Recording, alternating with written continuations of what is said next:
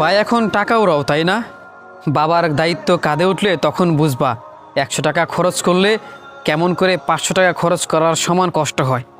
এখন তো টাকা উপার্জন করতেছো না, ইচ্ছে মতো উড়াচ্ছ বাবার টাকা। যেদিন বাবার টাকা ফুরিয়ে যাবে, বাবার দায়িত্ব যেদিন কাঁধে পড়বে, সেদিন বুঝবা 100 টাকার কি মূল্য। আসলে জীবন একটা সময়ে অনেক টাকা উড়িয়েছি, আর এখন যখন উপার্জন করতে শিখলাম এখন বুঝি 100 টাকা খরচ করলে 500 টাকা খরচ করার সমান দুঃখ হয়, কষ্ট হয়, আফসোস হয়। নিজের জন্য এক জোড়া জুতা কিনবো, সেটা কিনতে গেলেও 10 বার ভাবতে হয়।